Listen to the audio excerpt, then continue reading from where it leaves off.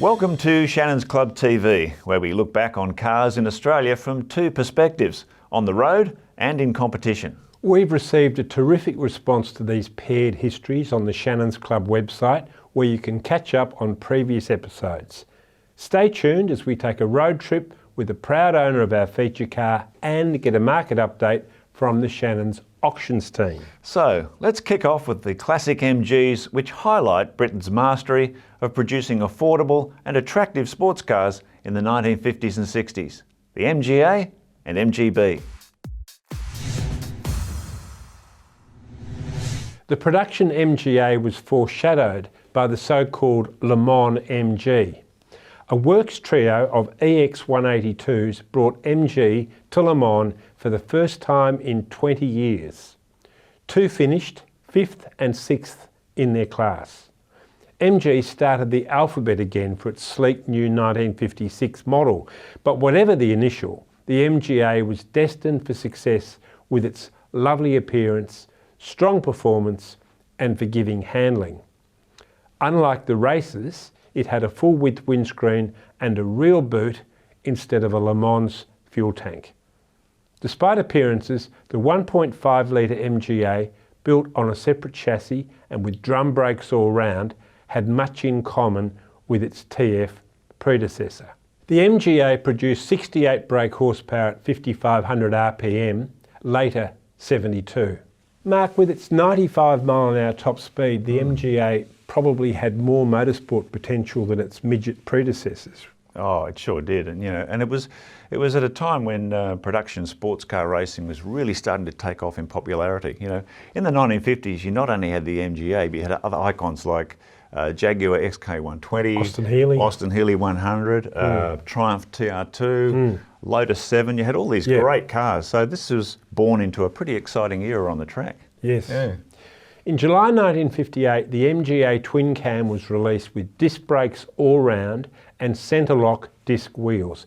0 to 60 took just 9 seconds and the twin cam could top 115 miles an hour. But this is one of the sad motoring stories of the 1950s. The twin cam's 108 brake horsepower came from boring the engine out to 1588 cc's and giving it a 9.9 to 1 compression ratio. This engine demanded scarce 100 octane fuel. Tuning had to be perfect. It was easily over-revved. Detonated engines and the twin cam departed the market. An overhead valve version of this engine was used for the 1959 MGA 1600 and was reworked to 1622 cc's for the 93 horsepower Mark II of 1961. The MGB arrived in 1962 with 95 horsepower from its 1.8 litre B series engine.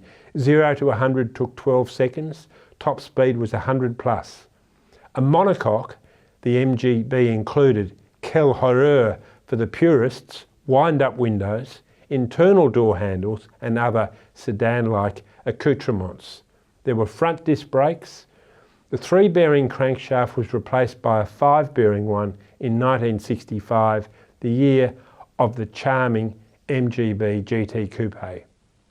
In the 1967 MGB Mark II, first gear was synchronised, automatic became optional and an alternator replaced the dynamo.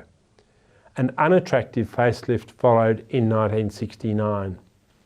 The B survived until 1980, way past its use-by date. Mark, we can ponder a twin-cam MGB, but when that car got the Rover V8, well, that really did wonders, didn't it? Oh, that was a seriously fast car. But never came to Australia. Unfortunately, it wasn't sold in Australia. However, Australia can lay claim to the world's fastest MGB.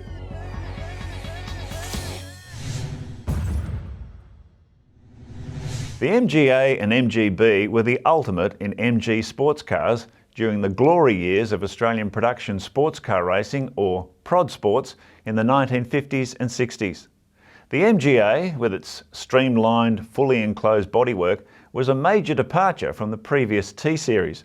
Developed from a Le Mans prototype, the production version of the MGA raced extensively around the world, including the USA, where it won numerous regional and national championships hosted by the Sports Car Club of America.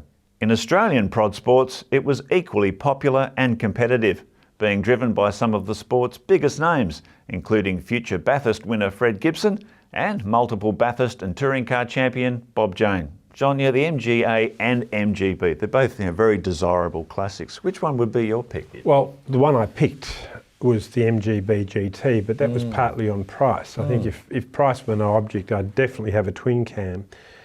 And failing that, I'd have the MGA 1600 Mark II with the front disc brakes. And after that, I would have the MGB GT. It's interesting though, some of the cars we missed out on. That MGB GT V8, 3.5 litre aluminium Rover V8. No scuttle shake. No. Practicality, real performance, beautiful. I still think the MGB GT, which was meant to be kind of like a mini Aston Martin, was the idea. I think that's a very gorgeous looking car. There's a lot of very desirable models, aren't there? Absolutely, yeah. What a range. In the 1960s, the MGB also proved to be an excellent competition car in Europe, highlighted by class victories in the Targa Florio, Monte Carlo Rally, Spa 1000 and the Nürburgring's gruelling 84-hour Marathon de la Route, to name a few. It was also a potent force on Australian tracks. In fact, at one stage, British Leyland claimed that a locally developed example was the fastest prod sports MGB in the world.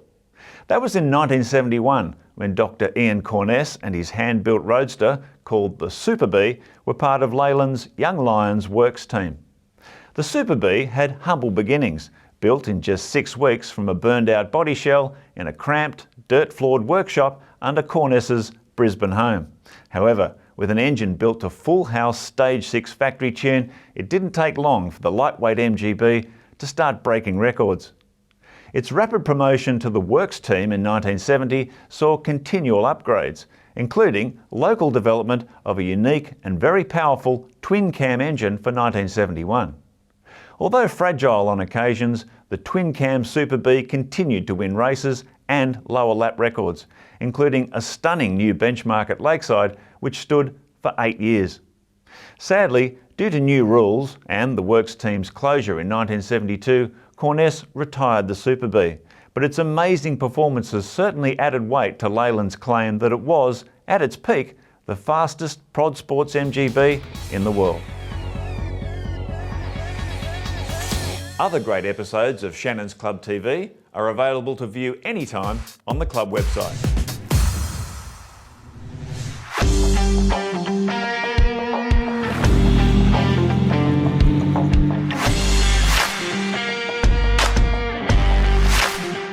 My name is Lewis Fennick and this is my 1966 MGB Mark I Roadster. I purchased a vehicle approximately 3 years ago where it had just gone through a 90% restoration. So my plan is to continue with the restoration and bring the car back to as close as I can to factory specifications, and being part of the MG Car Club of Geelong with their wealth of knowledge just made that task just that much easier. Work I've done to the vehicle is all the chrome work, detailing the engine bay, the Juco, and just transferring it all back to original. There's a lot of space inside the car, even though by looking at it, it looks quite small. There is quite a lot of room in there. Key specs of the vehicle is it has a 1.8 litre 5-bearing motor that was completely rebuilt.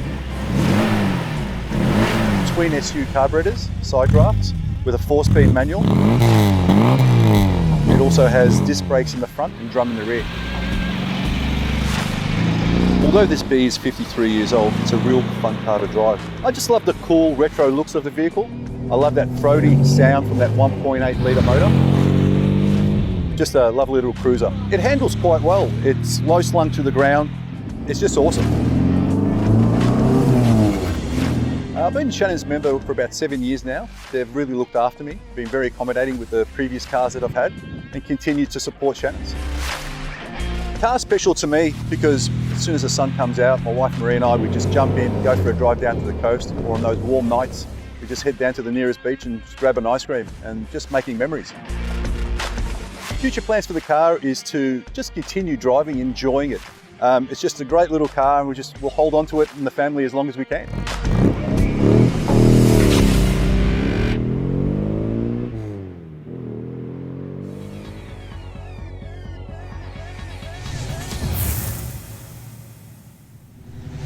Well, Shannon's National Auctions Manager, Chris Borrabon, is here to bring us right up to speed on the MGA and MGB. Welcome, mate. Hey, Mark, how are you? Welcome, Chris. As soon as I hear MGA and MGB, I think of the MGA twin cam. One of the great glorious failures of the British industry, but I imagine now a very sought after car. Very sought after. I think, we didn't see many of the twin cams here at all, and definitely very sought after. I mean, they did have some mechanical issues with those engines, Way with the back. twin cams, way back. But the sound of the twin cams, They're great. and again the performance of it, it's a great little car. And hard to believe it came only a very few years after the the TF got the big 1500 engine. You compare the performance of a twin cam with a TF 1500, or even for that matter, the MGB. It's interesting, isn't it? Absolutely. So in MGAs, what's the pecking order there? Which model are people looking for? Well, clearly the twin 1500, cam. 1600? Clearly the twin cam is top of the order, followed by the MGA 1600 Mark II. Yeah. Because that's which got obviously front disc brakes. Front disc brakes. Yes. And then the MGA 1500. Okay, so that's the pecking order there. Yeah, absolutely, yeah, correct. And what about when we go to MGB? I mean, this is an enormously popular car. Yeah. I think they produced about 9,000 units in Australia before production ceased. So what should someone be looking for? In the MGB, we see a lot come through our auctions. Nearly every auction we've got an MGB in there, whether it's a Mark 1 or Mark 2. Or a GT. Or GT, Yep. And I think they've been so popular because they're such a versatile classic aren't they? and also affordable. It's an affordable entry-level Yes. classic. You got the style, you got that beautiful note of the engine. Beautiful note. Yep. And the torque. Yes, Amazing torque. Yeah, the 1800 had a great torque. Yeah. Easy to work on, parts are cheap, heaps of Correct. service. It's a really good backup. practical worldwide. sports car, isn't it? It is, and I think it's really shown how it's lasted over over the period of time. Yeah. Okay. Yeah. So which is more desirable / valuable, MGA or MGB? How do those two sit alongside each other? MGA is definitely more Worth valuable. more money. Is Yeah, it? definitely Okay. more valuable. As we said, the twin cam 1600, 1500. Yeah, sure. Then you're into the MGB Mark II, and then into the Mark 1. Mark 1. Yeah, yep. Now they're the roadsters, of course. We had the MGB GT with that beautiful Pininfarina Yeah. hatchback. Where does that car sit in terms of MGB desirability, roadster or GT?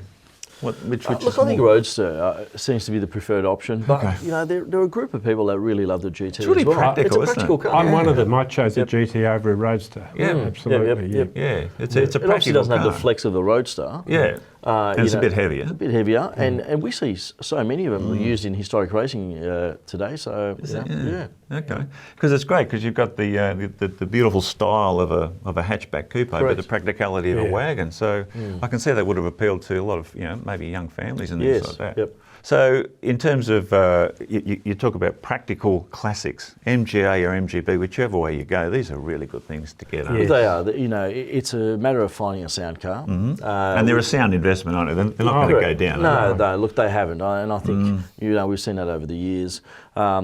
They did suffer from rust issues over the years, but most both cars, of them. really. And so I think it's finding a structurally sound car, and the mechanicals are easy on them. So that's easily fixed. Good. Yep. Okay, and is the retained value worth a nut and bolt bare metal restoration these days? Well, many people have undertaken nut and bolt restoration on MGAs and also on MGBs. And Certainly on a twin cam it'd be worth it. Yeah.